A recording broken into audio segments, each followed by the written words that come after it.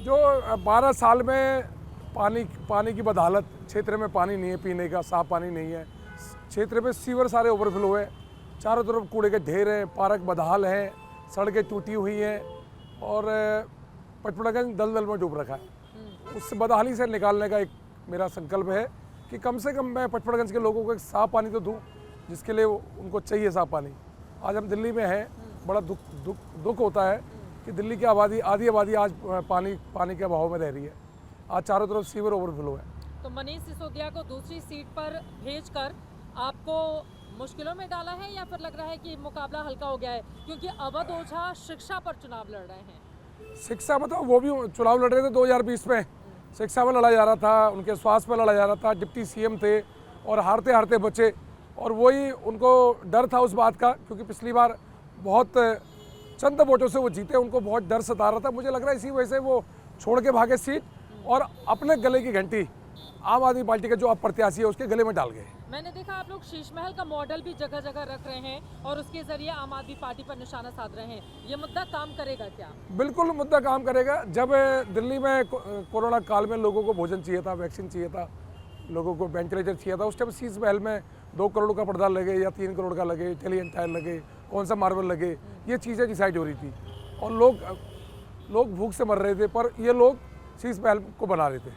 शराब घोटाले का मुद्दा कितना बड़ा मुद्दा बनेगा? शराब घोटाला तो है ही। दिल्ली में जो चारों तरफ शराब के जो ठेके की सौगात करी इन्होंने, कोई 5 सालों में कोई नया स्कूल नहीं, नया कॉलेज नहीं, कोई नया अस्पताल नहीं, पर शराब के 1044 शराब के ठेके ये सरकार खोल के गई। और मेरी पचपड़ागंज विधानसभा में मनीष सिसोदिया 34 शराब के ठेके खोल के गए। 5 सालों में कोई नया इन्होंने स्कूल नहीं बनाया पचपड़ागंज में, पर 34 ठेके मेरे यहाँ खोल रखे। और शर्म आती है कि इन लोगों को, जिसको शिक्षा मंत्री बनाया, एक हाथ में किताब दी पर दूसरे हाथ में बोतल पकड़ा दी लोगों को, और भ्रष्टाचार में डूबी, शराब के दलाली में डूबी। आधे से ज़्यादा मंत्री जेल रह के आए, मुख्यमंत्री जेल रह के आए, सरकार वेंटिलेटर में है इनकी। क्योंकि अगर इन पे दम होता सिसोदिया पे तो लड़ते ना, लड़के दिखाते ना पचपड़ागंज। क्यों छोड़ गए आप? आपसे डर गए वो? बिल्कुल डरे। भारतीय जनता पार्टी के प्रत्येक कार्यकर्ता से डरे। आप 3 बार के विधायक हो, आप हारना मंजूर करते पर छोड़ के भाग गए आप पीठ। अब अपने आपको महाराणा प्रताप के वंशज बताते और उन क्रांतिकारी का जिन्होंने देश के लिए क्या क्या किया, और ये ऐसे जिनके वंशज तुम बताते हो और क्षेत्र छोड़ के, रण छोड़ के भाग जाते हो, तो ये तो बड़ा शर्म का विषय है।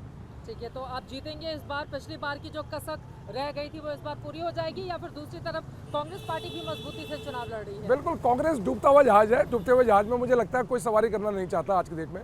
हर कोई कांग्रेस की तरफ कोई ध्यान नहीं है, और रही आम आदमी पार्टी की तरफ, वो भ्रष्टाचार में लिप्त है। और रही हमारी बात, मोदी जी का विजन है दिल्ली विकसित हो, दिल्ली विकास की एक नई गाथा गिने और दिल्ली में मूलभूत चीज़ें लोगों को मिले जिसका उनका हक है। तो मुझे लगता है डबल इंजन की सरकार होगी, दिल्ली में काम होगा, विकास होगा और दिल्ली एक दोबारा रफ्तार पकड़ेगी विकास। चलिए, बहुत धन्यवाद एबीपी न्यूज़ से बातचीत करने के लिए। For exclusive and insightful videos, subscribe to our new channel ABP Live Premium.